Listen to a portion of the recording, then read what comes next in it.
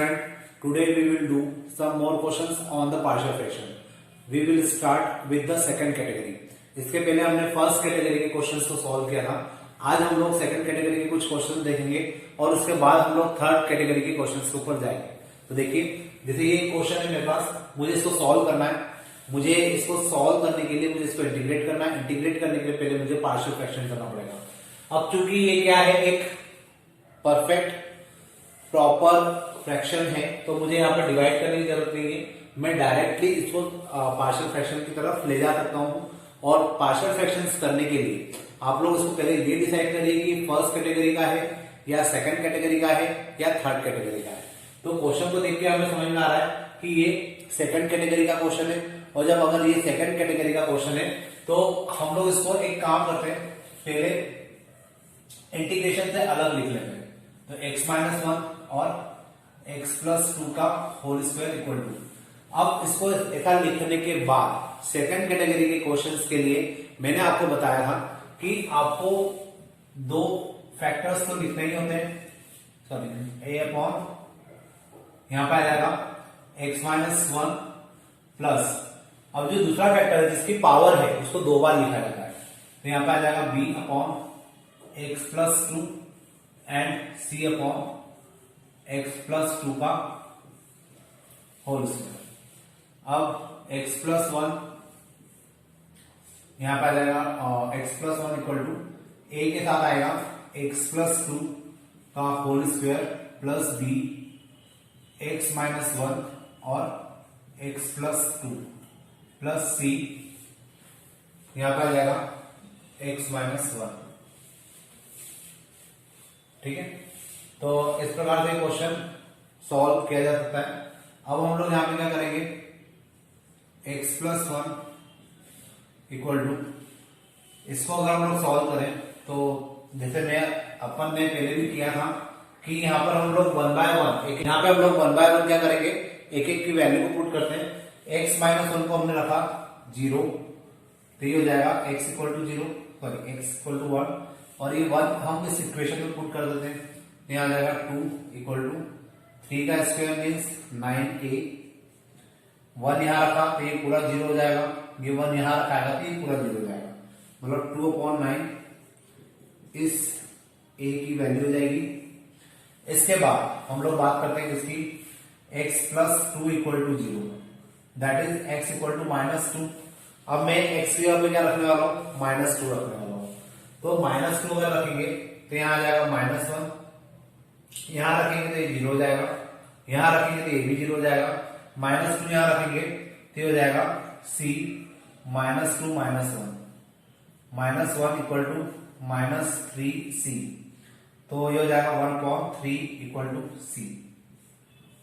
ये मेरा सॉल्यूशन हो जाएगा. अब इसके बाद बात करते हैं हम लोग, मैंने आपको जैसे कहा था कि जब सेकंड कैटेगरी के क्वेश्चंस को किया जाता है तो यहाँ पे एक वैल्यू हमें अपने मन से रखना होती है, that is x equal to 0. तो यहाँ पर हम लोग x इक्वल टू 0 रखेंगे. तो x इक्वल टू 0 रखने पे क्या होगा, ये 0 हो जाएगा और ये आ जाएगा 1 इक्वल टू, यहां 0 रखा तो ये हो जाएगा 4a. यहां दोनों जगह 0 रखेंगे तो हो जाएगा -2b, और यहां 0 रखेंगे तो हो जाएगा -c. अब यहां पर हम लोग क्या करते हैं, a और c की वैल्यू को रख देते हैं. तो ये हो जाएगा 1 इक्वल टू 4 इंटू 2/9 -2b -1/3. इस प्रकार से क्वेश्चन इजीली सॉल्व किया जा सकता है. अब इसके बाद हम लोग क्या कर सकते हैं, यहां पर हम लोग b की वैल्यू निकालेंगे. तो ये हो जाएगा 2b इक्वल टू 8/9 -1/3 -1. अब इसके बाद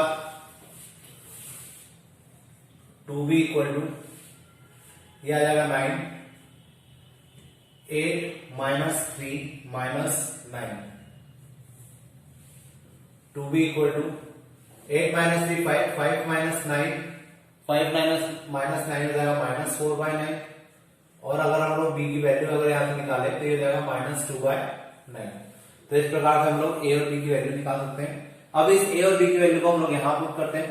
तो ये हो जाएगा a की जगह आ जाएगा 2/9 x माइनस 1 प्लस b की जगह आ जाएगा -2/9। तो इस प्लस के साइन को हम लोग हटा देते हैं, यहां लिखते हैं -2/9 x प्लस 2 और साथ में c की जगह आ जाएगा, c हमने निकाला है 1/3, तो यहां आ जाएगा 1/3 x प्लस 2 का होल स्क्वायर।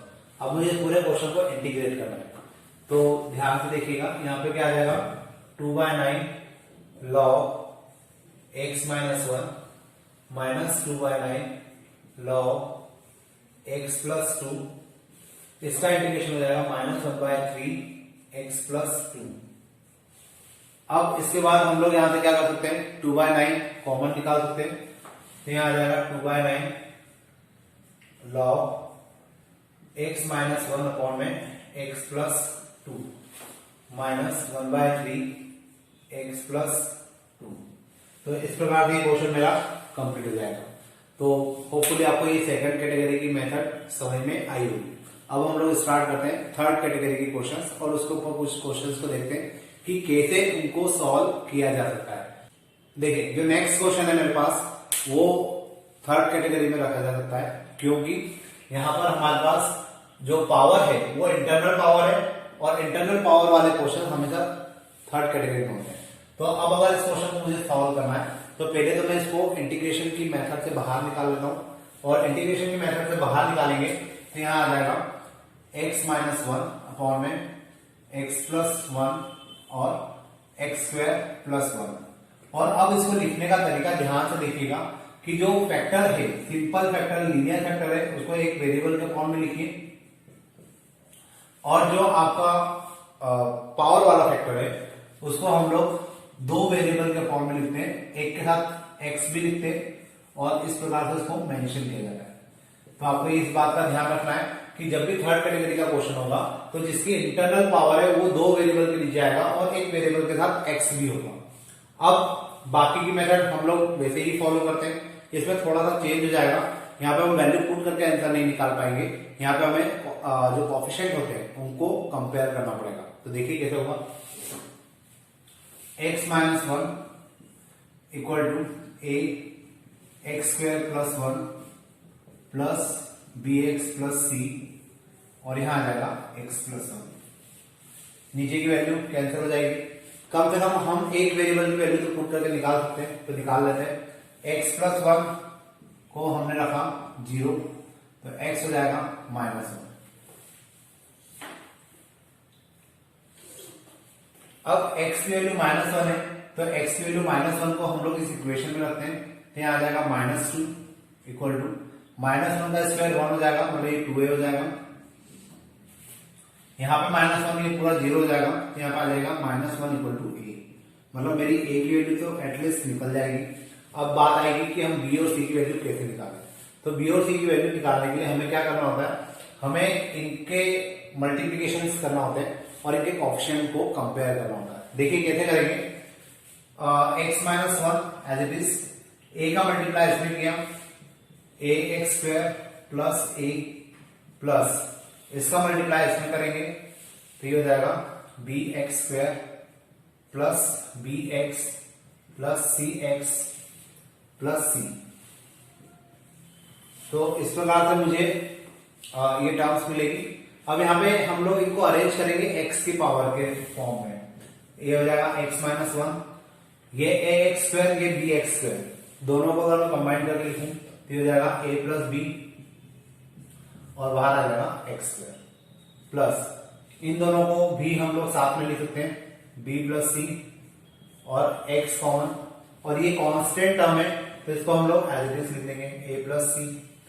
अब हमने इसको x स्क्वायर के पावर के फॉर्म में अरेंज कर दिया है, अब हम लोग कंपेयर करेंगे। यहाँ पे x स्क्वायर के साथ कोएफिशिएंट कौन है, a प्लस बी, और यहाँ पे x स्क्वायर का कोई कोएफिशिएंट नहीं है इसलिए इसको क्या लिखेंगे 0 equal to a plus B.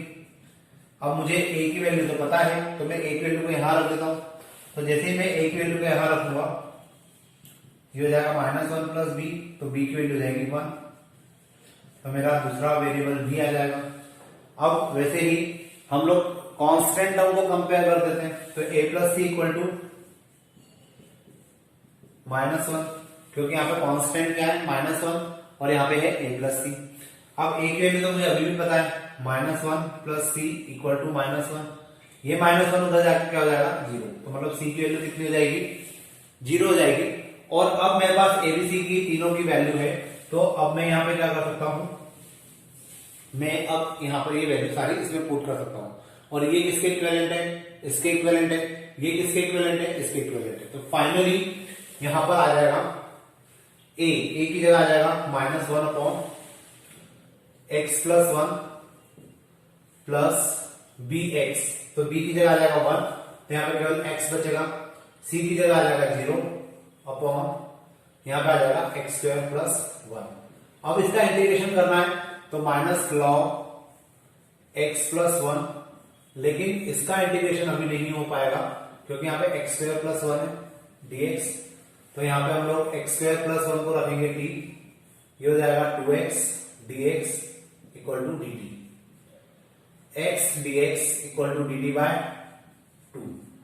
तो इस प्रकार से यहां पे आ जाएगा minus log x plus 1 plus 1 upon 2 log T, और फाइनली जब हम लोग t की वैल्यू रख देंगे तो t की वैल्यू क्या रखा जाएगी एक्स स्क्वायर प्लस 1। तो ये मेरा एक प्रकार से आंसर हो जाएगा। आंसर मैं ऊपर लिख देता हूं, यहाँ पर इसको मिटा देता हूं और इसका आंसर मैं यहां लिख देता हूं। तो देखिए ये प्रॉपर देखिए हो जाएगा minus log x plus 1 as it is, minus log x plus 1 as it is आ गया। फिर यहां पर हमने क्या किया, एक्स dx को रिप्लेस किया dt बाय 2 के साथ, so we can write 1/2 dt upon x square plus 1, इसकी जगह कितना आ जाएगा t आ जाएगा, minus log x plus 1 plus 1/2 log t, minus log x plus 1 plus 1/2 log, और t की जगह कितना आ जाएगा एक्स स्क्वायर प्लस 1। तो ये मेरा आंसर हो जाएगा। ठीक है, तो ये मेरा फाइनल आंसर होगा और इस प्रकार से मुझे थर्ड कैटेगरी के क्वेश्चंस को करना होगा। अब मैं एक और क्वेश्चन लेता हूं थर्ड कैटेगरी का ही, ताकि आप लोगों को थोड़ा सा क्वेश्चन फेमिलियर लगने लग जाए। देखिए जो नेक्स्ट क्वेश्चन मेरे पास है ये भी थर्ड कैटेगरी का क्वेश्चन है। मैं कैसे बोल सकता हूँ थर्ड कैटेगरी का क्वेश्चन है, क्योंकि अगर आप लोग नोटिस करेंगे तो यहाँ पे इंटरनल पावर है और इंटरनल पावर हमेशा किसकी होती है थर्ड कैटेगरी के क्वेश्चंस में रखी जाती है। तो अगर मैं इसको सॉल्व करना चाहूंगा तो इसमें मुझे पार्शियल फ्रैक्शंस लगाना होगा, लेकिन पार्शियल फ्रैक्शन लगाने के साथ साथ मुझे कौन सी कैटेगरी का पार्शियल फ्रैक्शन अप्लाई करना होगा, थर्ड कैटेगरी का। इसके लिए आपको प्रैक्टिस करना पड़ेगी और समझना पड़ेगा कि कब कौन सी मेथड को अप्लाई किया जाता है। तो देखिए मैं इसको इंटीग्रेशन से पहले बाहर निकाल लेता हूं, x upon x square plus 1 और x माइनस 1 इक्वल टू, कैसे लिखा जाता है अभी अपन ने लास्ट क्वेश्चन में देखा था, जो बिना पावर वाला फैक्टर होता है उसको एक सिंगल वेरिएबल के फॉर्म में लिख देते हैं, प्लस जो पावर वाला फैक्टर होता है उसको हम लोग दो वेरिएबल के फॉर्म में लिखते हैं जिसमें एक के साथ x भी होता है, और यहां आ जाएगा एक्स स्क्वायर प्लस 1। तो थर्ड कैटेगरी के क्वेश्चन को लिखने का तरीका होपफुली आपको समझ में आया होगा। अब इसका आगे सॉल्व हम लोग करेंगे, तो ये हो जाएगा x इक्वल टू a के साथ आ जाएगा x square plus 1 plus B x plus C, और इसके साथ आ जाएगा ये x माइनस 1। अब इसके बाद हम लोग क्या कर सकते हैं, x माइनस 1 इक्वल टू 0, तो x की वैल्यू क्या रख देंगे 1, और x की वैल्यू जैसे 1 रखेंगे तो आ जाएगा 1 इक्वल टू, यहां 1 रखा तो 1 का स्क्वायर 1 प्लस 1 मतलब 2a हो जाएगा ये, और यहां 1 रखेंगे तो ओवरऑल वैल्यू क्या हो जाएगी 0 हो जाएगी। तो यहां से a की वैल्यू कितना जाएगी 1/2 इक्वल टू a। देखिए कोशिश करिए, वैसे हम लोग जब ऑप्शन को कंपेयर करते हैं तो वहीं से हम लोग तीनों वेरिएबल की वैल्यू को निकाल सकते हैं, लेकिन अगर आप किसी एक वेरिएबल की वैल्यू पहले ही निकाल लें तो आपको इक्वेशंस को सॉल्व करना इजी हो जाता है। इसलिए मैं यहाँ पे एक वेरिएबल की वैल्यू पुट करके भी निकालने की कोशिश कर रहा हूं, ताकि क्वेश्चन जब हम लोग इनको कंपेयर करेंगे और बी और सी की वैल्यू निकालने की कोशिश करेंगे तो ये ए की वैल्यू हमें हेल्प करेगी।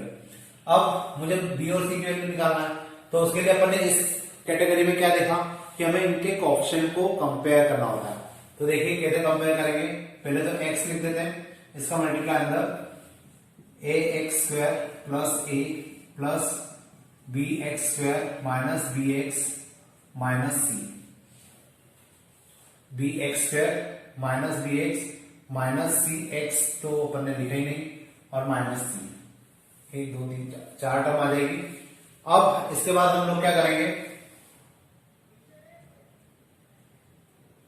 इसके बाद हम लोग क्या करेंगे, जो एक्स स्क्वायर है उसके कोएफिशिएंट को एक साथ लिखेंगे, फिर जो x है उसके कोएफिशिएंट को साथ में लिखेंगे माइनस बी प्लस सी एक्स, और जो कांस्टेंट टर्म है उनको एक साथ लिख लेंगे, ये हो जाएगा a माइनस सी। अब ये अगर a माइनस सी हो गया है तो इस कंडीशन में हम लोग यहां पे क्या करेंगे, a माइनस सी अब कंपेयर करते हैं, तो एक्स स्क्वायर का कोएफिशिएंट यहाँ पे क्या है a प्लस बी, और यहाँ पे एक्स स्क्वायर का कोई कोएफिशिएंट नहीं है, तो हम लोग a प्लस बी को क्या रख सकते हैं यहाँ पे 0, और a की वैल्यू तो 1/2 है, तो 1/2 यहां लिखेंगे, तो b कितना आ जाएगा, b आ जाएगा आपका अगेन माइनस 1/2। अब हम लोग कांस्टेंट को लेके चलते हैं, a minus C equal to 0, क्योंकि यहाँ पे कांस्टेंट टर्म भी क्या है 0 है, तो मैं डायरेक्ट 0 लिख सकता हूँ, a की जगह आ जाएगा 1/2 again minus C equal to 0, तो c की वैल्यू आ जाएगी 1/2, तो मतलब c की वैल्यू आ गई 1/2, b की वैल्यू आ गई माइनस 1/2 और a की वैल्यू भी है 1/2। अब मुझे इन तीनों वैल्यू को इसमें पुट करना है, ये किसके इक्विवेलेंट, इसके इक्विवेलेंट, ये किसके इक्विवेलेंट, इसके इक्विवेलेंट, तो अल्टीमेटली मैं यहां पे क्या रख सकता हूं, मैं यहां लिख सकता हूं a की जगह पे 1/2 x माइनस 1 प्लस b की जगह माइनस 1/2 x और c की जगह 1/2 upon x square plus 1 dx। अब इसके बाद 1/2 dx upon x minus 1 plus यहां से अपन माइनस का 1/2 कॉमन निकाल लेते हैं, तो माइनस 1/2 बाहर आ जाएगा, तो यहां बचेगा x माइनस 1 अपॉन में एक्स स्क्वायर प्लस 1 dx। अब देखिए इस क्वेश्चन को मुझे सॉल्व करना है, ये क्वेश्चन थोड़ा सा ट्रिकी होता जाएगा, क्योंकि जब हम लोग थर्ड कैटेगरी के क्वेश्चंस करते हैं तो थर्ड कैटेगरी के क्वेश्चंस में मेथड्स थोड़ी सी ज्यादा लगती है इंटीग्रेशन की। तो देखिए इसको क्या करना पड़ेगा, ये तो हमारा डायरेक्ट हो जाएगा, यहाँ पे आ जाएगा 1/2 लॉग x माइनस 1 माइनस 1/2। मुझे इस क्वेश्चन को करने के लिए इसको ब्रेक करना पड़ेगा, मैं इसको लिख सकता हूं integration of x upon x square plus 1 minus 1 upon x square plus 1, और फाइनली बाहर क्या जाएगा dx। तो dx अपन जनरली नहीं लिख रहे हैं अभी, क्योंकि मेरे पास स्पेस की प्रॉब्लम है, लेकिन आपको लिखना है। अब इसके बाद मैं जगह थोड़ा सा मिटा देता हूं, क्योंकि मुझे स्पेस की प्रॉब्लम आएगी। तो देखिए ये वाली स्टेप तो मेरी कंप्लीट हो चुकी है, यहां आ जाएगा 1/2 log x minus 1 minus 1/2 integration of x upon x square plus 1 minus उसका इंटीग्रेशन हो जाएगा tan इनवर्स x। अब हमें केवल इंटीग्रेशन करना है इसका, और नीचे एक्स स्क्वायर प्लस 1 है, तो मैं यहां पे वैल्यू को t पुट कर सकता हूं, तो हो जाएगा x square plus 1 equal to T, that is 2x dx equal to dt। यहां पे साथ में dx भी है, तो हो जाएगा x dx equal to dt by 2। ठीक, अब इसको और आगे तक सॉल्व करते हैं। यहां पर ये वैल्यू तो मेरी निकल चुकी है 1/2 लॉग x माइनस 1 माइनस 1/2, यहां पर क्या आ जाएगा 1/2 dt upon t minus tan inverse x 1/2 log x minus 1 minus ये हो जाएगा 1/4 log t plus tan inverse x upon 2। तो इस प्रकार से मेरा ऑलमोस्ट क्वेश्चन हो गया है। अब मुझे केवल टी की वैल्यू रखना है 1/2 log x minus 1 minus 1/4 log T की जगह हम लोग क्या रखेंगे x² प्लस 1, यहाँ जाएगा x² plus 1 plus tan inverse x upon 2। तो इस प्रकार से मेरा ये क्वेश्चन यहाँ पर कंप्लीट होगा और होपफुली आपको जो मैंने अभी थर्ड कैटेगरी के क्वेश्चंस बताए वो आपको समझ में आए होंगे। तो आज का लेक्चर, इसके पहले वाले लेक्चर्स 2 या 3 लेक्चर जो हुए हैं इस चैप्टर के ऊपर, उन लेक्चर्स को आप अच्छे से पढ़िए, उसके ऊपर जो लॉजिक आपको बताए गए उनको अप्लाई करिए, क्वेश्चंस करिए और फिर कुछ प्रॉब्लम आती है तो आप मुझसे कंसल्ट कर सकते हैं और आप मुझे बता सकते हैं कि कहाँ आप प्रॉब्लम फेस कर रहे हैं, तो उसके सॉल्यूशन में आपको हो सकेगा तो डायरेक्ट सेंड कर दूंगा, तो आप लोग उस चीजों को समझ पाएंगे। और अब ये वाली एक्सरसाइज हमारी ऑलमोस्ट कंप्लीट हो गई है, लेकिन अब इसके बाद जो एक्सरसाइज है उसमें हम लोग इंटीग्रेशन की और भी नई नई मेथड्स के बारे में पढ़ेंगे। मतलब इस चैप्टर की अगर हम लोग बात करें तो इस चैप्टर में हर एक्सरसाइज में आपको 2 या 3 नई मेथड पढ़ने को मिलेगी, तो आप लोग इसके प्रॉपर ग्रुपिंग कर लीजिए कि किस टाइप का क्वेश्चन आएगा तो हमें उसको किस तरीके से हैंडल करना है या किस तरीके से उसको सॉल्व करना है। क्योंकि अभी आज ये भी केवल स्टार्टिंग है, पार्शियल फ्रैक्शन भी हमने पढ़ा है, इसके बाद की जितनी एक्सरसाइज है हर एक्सरसाइज में आपको 3 या 4 मेथड या 2 या 3 मेथड आपको हर एक्सरसाइज में मिलेगी, तो आपको कंफ्यूजन ना हो, प्रॉब्लम क्रिएट ना हो, इसलिए आप लोग प्रॉपर तरीके से पढ़ते चलिए और एक ग्रुप बना लीजिए कि इस ग्रुप के क्वेश्चन अगर आते हैं तो हमें कैसे सॉल्व करना है, इस ग्रुप के क्वेश्चन आते हैं तो हमें कैसे सॉल्व करना है। So let start. ये एक क्वेश्चन है 3x plus 1 upon 2x² plus x plus 1। इस टाइप के क्वेश्चन हम लोग कर चुके थे। मैंने आपको कहा भी था कि जब क्वेश्चंस पार्शियल फ्रैक्शन से किए जा सकते हैं तो आपको उनको पार्शियल फ्रैक्शन को पहले प्रेफरेंस देना है, लेकिन अगर क्वेश्चन पार्शियल फ्रैक्शन से नहीं हो पा रहा है तो आप लोग कंप्लीटिंग द स्क्वायर मेथड की तरफ मूव कर सकते हैं। अब जैसे ये क्वेश्चन है, अगर नीचे आप फैक्टर कर सकते हैं इसका तो आप इसको पार्शियल फ्रैक्शन से कर दीजिए, और अगर इसका नीचे जो टर्म है, जो फंक्शन है, उसका फ्रैक्शन नहीं हो पा रहा, वो फैक्टर में नहीं कन्वर्ट हो पा रहा, तो आपको इसको डेफिनेटली किससे करना होगा, कंप्लीटिंग द स्क्वायर मेथड से। लेकिन अब हम लोग अभी तक जो करते हुए आए थे पार्शियल फ्रैक्शन या कंप्लीटिंग द स्क्वायर, दोनों मेथड में ऊपर हमें कोई मतलब नहीं होता था और नीचे वाले फंक्शन को हम लोग सॉल्व करते थे। तो पार्शियल फ्रैक्शन में तो ऊपर से हमें कोई मतलब नहीं होता, लेकिन कंप्लीटिंग द स्क्वायर मेथड में हम लोग कंप्लीटिंग द स्क्वायर मेथड तब लगा पाते जब ऊपर कोई फ्रैक्शन, कोई फंक्शन ना हो, और अगर कोई फंक्शन गिवन है तो पहले हमें इसको सॉल्व करना पड़ता है। तो देखिए इसके लिए मैं कॉमन सी मेथड आपको बता रहा हूं जो सभी जगह क्वेश्चन पे अप्लाई हो जाएगी। तो कैसे करेंगे इस टाइप के क्वेश्चन को, क्योंकि इस टाइप का क्वेश्चन अगर हमें मिलता है तो आपको थोड़ा सा ट्रिक यूज करना पड़ेगी। तो देखिए कैसे हो सकता है, इसको आप कहीं साइड में t रख लीजिए, 2x² plus x plus 1 equal to, इसको हम लोग क्या मान लेते हैं, t मान लेते हैं। और जैसे हमने इसको t माना, ये हो जाएगा 4x plus 1 dx equal to dt। मतलब मुझे ऊपर जो टर्म है उसको क्या बनाना है, 4x प्लस 1 बनाना है, और अभी मुझे यहां पे क्या दिया हुआ है 3x प्लस 1। तो मैं ऊपर वाले टर्म को या ऊपर वाले फंक्शन को 4x प्लस 1 में कन्वर्ट करने की कोशिश करूंगा। अब कैसे कन्वर्ट करेंगे, तो उसमें हमें कुछ मल्टीप्लाई, डिवाइड और प्लस माइनस करना पड़ेगा। तो सबसे पहले तो हम लोग यहां से 3 कॉमन निकाल लेते हैं। तो हमने जैसे 3 कॉमन निकाला, यहां हो जाएगा x प्लस 1/3 अपॉन में 2x² प्लस x प्लस 1। अब 3 कॉमन निकालने के बाद हम लोग यहाँ पे क्या लाना चाहते हैं, 4x, मतलब मुझे 4 से मल्टीप्लाई करना होगा।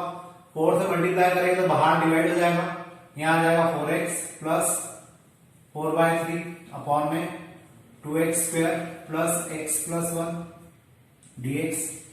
अब 4x के साथ मुझे क्या चाहिए, प्लस 1 चाहिए, तो मैं इसमें प्लस 1 कर लेता हूं।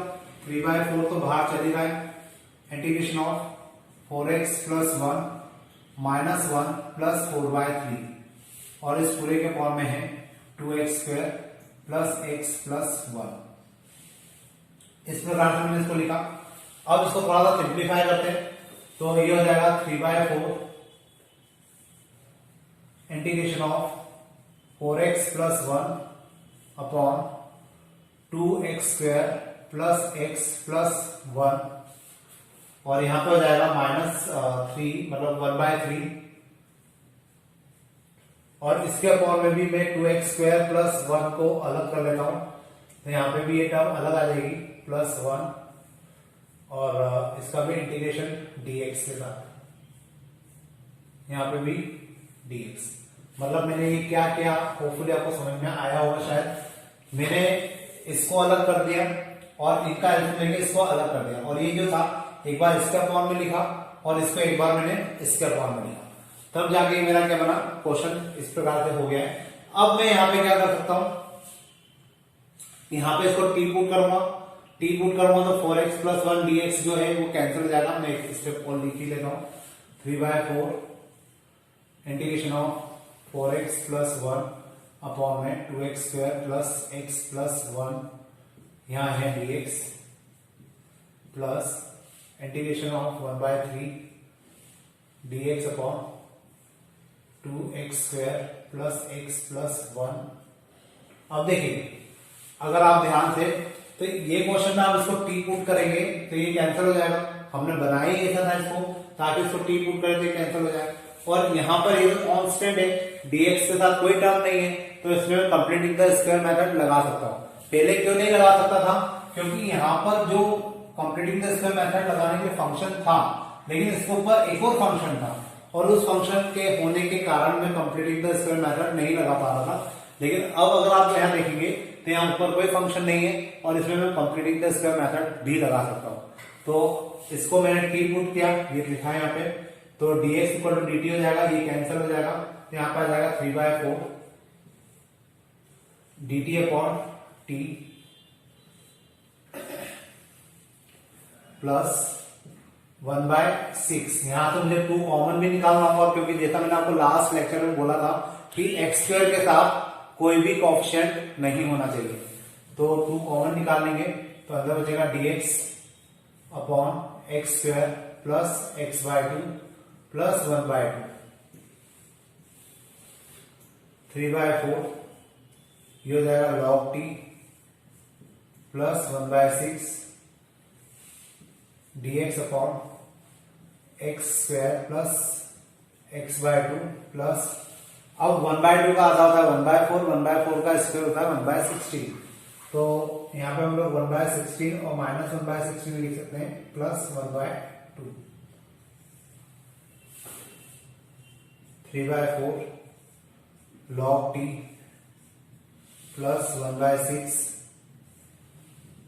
dx अपॉन, अब ये तीनों मिलके हो जाएंगे x प्लस 1/4 का होल स्क्वायर माइनस, अब 16 और माइनस 1/16 और प्लस 1/2 का अगर मैं एलसीएम लूंगा तो हो जाएगा -1 प्लस 8 मतलब 7/16। इसको आप थोड़ा सा अलग लेके ही कर लीजिएगा क्योंकि गलती होने के चांसेस बहुत ज्यादा रहते हैं। 16 ये हो जाएगा -1 ये हो जाएगा 8 को मल्टीप्लाई तो 7/16, तो प्लस का 7/16 तो यहाँ आ जाएगा प्लस 7/16। अब मुझे केवल इसको सिंप्लीफाई करके फॉर्मूला लिखना है और यहाँ पे टी की वैल्यू रखना है, तो मैं इधर का पार्ट मिटा देता हूं क्योंकि क्वेश्चन थोड़ा सा लेंथी है।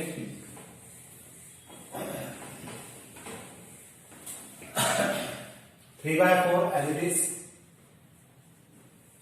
log t, टी की जगह हम लोग रखेंगे टी की value 2x² plus x plus 1 plus 1/6 और इसमें लगेगा फॉर्मूला कौन सा, इसमें फॉर्मूला लगाने के पहले मुझे इसको प्रॉपर ऑर्डर में लिखना पड़ेगा, तो ये हो जाएगा dx अपॉन x प्लस 1/4 का होल स्क्वायर प्लस √7/4 का होल स्क्वायर।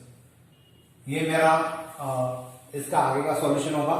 इसके बाद 3/4 log 2x² plus x plus 1 plus 1/6 और इसमें हो जाएगा 1/8 tan इनवर्स x/a, तो 1/8 हो जाएगा √7/4 tan inverse x plus 1/4 upon √7/4।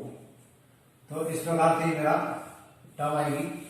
अब 3/4 का अगर हमें मल्टीप्लाई भी करना है तो यहां पे आ जाएगा 3/4 log 2x² plus x plus 1 plus 1/6 3/4 into 1/√7/4 tan inverse 4x plus 1 upon √7। इसका 4 और इसका 4 एलसीएम लेने के बाद ये कैंसिल हो जाएंगे। अब मुझे केवल इसको सॉल्व करना है, तो ये 4 से 4 कैंसिल, इससे ये भी कैंसिल, यहाँ 2 आ जाएगा। तो फाइनली मेरा आंसर हो जाएगा 3/4 log 2x² plus x plus 1 plus 1 upon 2√7 tan inverse 4x plus 1 upon √7। ये मेरा आंसर हो जाएगा और इस प्रकार से क्वेश्चन कंप्लीटली सॉल्व किया जा सकता है। तो ये जरूर एक क्वेश्चन थोड़ा सा लेंथी है, लेकिन इनको सॉल्व करने का तरीका ये ज्यादा इजी है। तो बेटर है कि आप लोग इस क्वेश्चन को फॉलो करिए, मतलब आपको इसको फोकस करके क्वेश्चन को सॉल्व करना है। अब इसके बाद अपन एक और देखते हैं इसी टाइप का एक और क्वेश्चन, ताकि थोड़ा सा आप लोग इससे फेमिलियर हो जाए। देखिए जो नेक्स्ट क्वेश्चन है 5x माइनस 2 अपॉन में 1 प्लस 2x प्लस 3x²। यहां पर भी मैं एक बार फिर से रिपीट कर दूं कि अगर नीचे जो फंक्शन है, मतलब डिनोमिनेटर में जो फंक्शन है, वो अगर स्प्लिट हो जाए, फैक्टराइज हो जाए, सॉरी स्प्लिट नहीं फैक्टराइज हो जाए, तो हम इस क्वेश्चन को पार्शियल फ्रैक्शन से कर सकते हैं। लेकिन अगर नीचे वाला फंक्शन आपका फैक्टराइज नहीं हो रहा, तो आपको इसको कौन सी मेथड से करना होगा? इसको आपको कंप्लीटिंग द स्क्वायर मेथड से करना होगा।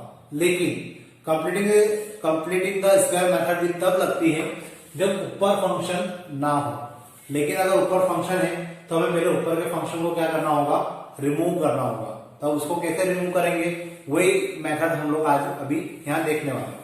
अभी हमने जो लास्ट क्वेश्चन किया था सेम वैसा ही क्वेश्चन है ये भी। अब यहाँ पे ऊपर का फंक्शन अगर मुझे रिमूव करना है तो हम लोग क्या करेंगे? जो नीचे वाला फंक्शन है उसी के जैसा उसको हम लोग t मान लेते हैं।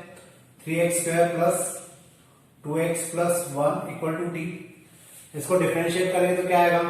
ये हो जाएगा 6x plus 2 dx equal to dt। मतलब मुझे ऊपर वाली टर्म को क्या बनाना है? 6x बनाना है और प्लस 2 लेके आना है।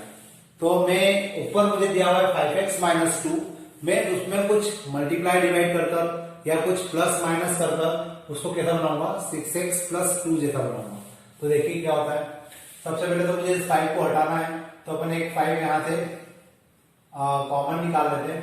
तो 5 कॉमन निकालेंगे तो ये हो जाएगा x माइनस 2/5 और यहां आ जाएगा dx अपॉन में 3x² प्लस 2x प्लस 1। अब इसके बाद हम लोग क्या कर सकते हैं? यहां पर x तो आ गया, मुझे x के साथ चाहिए 6, तो मतलब मुझे इसमें 6 का मल्टीप्लाई करना होगा। 6 का मल्टीप्लाई करने के लिए बाहर 6 से भी डिवाइड करेंगे, यहां आ जाएगा 6x माइनस 12/5 dx अपॉन में 3x² प्लस 2x प्लस 1। अब इसके बाद 6x आ गया हमारे लिए। अब हमें लाना है प्लस 2, तो प्लस 2 लाना है तो हमें एक माइनस 2 माइनस भी करना पड़ेगा। 5/6 यहां आ जाएगा 6x प्लस 2 मैंने 1 से लिखा तो माइनस 2 भी करना होगा, minus 12/5 dx upon 3x² plus 2x plus 1। इस प्रकार से क्वेश्चन यहां तक पहुंच जाएगा। अब मैं वापस से यहां पर वही करने वाला हूं, एक स्टेप और लिखी जा सकती है। 5/6 ये हो जाएगा 6x plus 2/3x² plus 2x plus 1।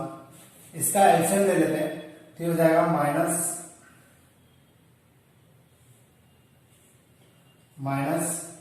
10 और माइनस 22 अपॉन 5। मतलब अगर मैं इसको इस प्रकार से लिखूं तो कोई दिक्कत नहीं होना चाहिए, क्योंकि इजीली ये आपको समझ में आएगा कि मैंने कैसे लिखा है। इसको मैं अलग ही लिख देता हूँ, ज्यादा अच्छा है। -22/5 और इसके साथ इसको अलग लिख लेते हैं, 3x² + 2x + 1। ये मेरे लिए पूरा अलग पार्ट हो जाएगा। इसको इस प्रकार से लिखा जाता है, मतलब मैंने इनका एलसीएम लिया, 22/5 आ गया, और इसको मैंने अलग कर लिया, और 6x + 2 को अपन ने अलग कर लिया। अब यहां पर 5/6, 6x + 2 अपॉन इसके साथ dx भी है और आगे इंटीग्रेशन भी है। यहां पे आ जाएगा 3x² + 2x + 1, फिर -22/5 integration of dx upon 3x² + 5x plus, sorry 5x नहीं, ये 2x है, 2x + 1। इसको मुझे इस प्रकार से लिखना होगा, क्योंकि 22/5 क्या है, यहाँ पे कांस्टेंट है, तो 22/5 अगर बाहर आ जाएगा तो dx के साथ कुछ भी नहीं बचेगा, और मैं यहाँ पर क्या लगा पाऊंगा, कंप्लीटिंग द स्क्वायर मेथड। लेकिन कंप्लीटिंग द स्क्वायर मेथड लगाने के पहले मुझे इस 3 को क्या करना होगा, कॉमन निकालना होगा। तो और यहाँ पे इसको क्या कर सकते हैं, टी पुट कर देते हैं। तो ये टी पुट किया तो ऊपर की वैल्यू क्या आ जाएगी, कैंसल। तो यहाँ पे आ जाएगा 5/6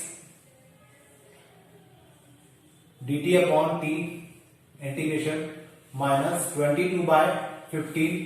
15 क्यों हो रहा है, क्योंकि मैंने यहाँ पे 3 को कॉमन निकाला है। Integration of dx upon x² + 2/3x + 1/3। इस प्रकार से मेरा क्वेश्चन यहां तक आ जाएगा। अब इसके बाद 5/6 ये हो जाएगा log t -22/15 और dx अपॉन x² + 2/3 का आधा होता है 1/3, 1/3 का स्क्वायर होता है 1/9। तो मतलब मुझे यहाँ पे 1/9 को प्लस करना होगा और माइनस करना होगा। तो +1/9 और -1/9 +1/3। अब इसके बाद 5/6 log और t की जगह कितना आ जाएगा, 3x² + 2x + 1, 3x² + 2x + 1 -22/15 integration of dx upon ये हो जाएगा x + 1/3 का होल स्क्वायर। यहां पर आ जाएगा इसका अगर अपन एलसीएम लेते हैं 1/9 + 1/3 का, तो ये हो जाता है 9 -1 + 3 मतलब 2/9। तो मैं इसको लिख सकता हूं प्लस का 2/9।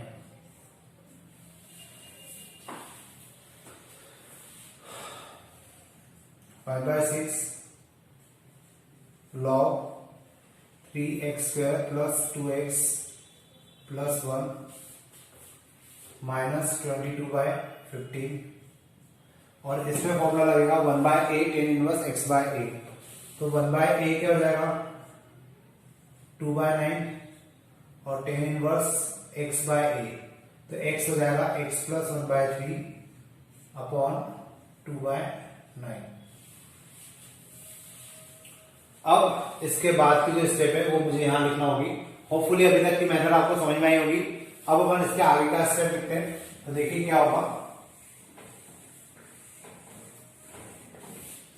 5/6 एज इट इज, इसके बाद log 3x² + 2x + 1 भी एज इट इज, माइनस इसमें हम लोग 2 को इससे कैंसिल कर लेते हैं 11 और 9 को इससे कैंसिल करेंगे तो ये हो जाएगा 3 और ये हो जाएगा 5। 3 ऊपर चला जाएगा तो 33/5 हो जाएगा -33/5। इसके बाद tan इनवर्स 3x + 1 अपॉन 2। अब देखिए यहाँ पे 2/9 आ रहा है और यहाँ पे x की पावर में कितना आ रहा है, एक सेकंड, माइनस 9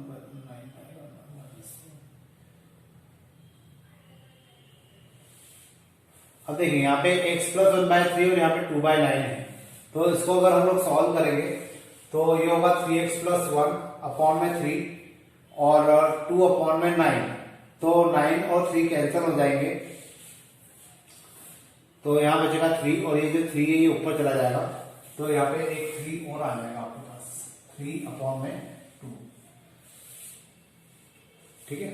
और अब इसके बाद हम लोग क्या करना है, इसका अंदर मल्टीप्लाई, ये हो जाएगा 5/6 log 3x square plus 2x plus 1 minus 5/6 यहाँ मल्टीप्लाई करेंगे तो ये दोनों कैंसिल हो जाएंगे और ये हो जाएगा 3 से कैंसिल किया तो 11 अपॉन 2 10 इनवर्स 3 को अपन अंदर मल्टीप्लाई कर लेते हैं 9x प्लस 3 अपॉन 2, ये मेरा आंसर हो जाएगा। तो इस प्रकार से आपको क्वेश्चन को पूरा परफॉर्म करना है और क्वेश्चन लेंथी है मैं मानता हूं, लेकिन इसके अलावा जो मेथड है अगर आप लोग उसे फॉलो करेंगे तो वो और थोड़ी सी लेंथी और कॉम्प्लेक्स है, तो बेटर है कि आप ये तरीका फॉलो करिए, क्वेश्चन आप लोग इजीली कर पाएंगे। अब आज तो हमारी एक्सरसाइज खत्म हो रही है, मैं नई एक्सरसाइज अभी आज स्टार्ट नहीं कर पाऊंगा, लेकिन जो नई एक्सरसाइज है वो अपन नेक्स्ट वीडियो लेक्चर से स्टार्ट करेंगे और उसमें भी मेथड लगेगी कंप्लीटिंग द स्क्वायर, लेकिन वहां पे रूट वाले क्वेश्चन होंगे, वहां पे हमें ये जज नहीं करना होगा कि वहां पर पार्शियल फ्रैक्शन लग पाएगा या नहीं लग पाएगा, क्योंकि वहां रूट वाले क्वेश्चन होंगे तो डेफिनेटली उसमें पार्शियल फ्रैक्शन नहीं लगेगा, उसमें आपको कंप्लीटिंग द स्क्वायर मेथड लगाकर ही क्वेश्चन को करना होगा। तो आज के लिए अपन फिलहाल इतने ही रखते हैं, अपन अब मिलेंगे नेक्स्ट लेक्चर में। Thank you.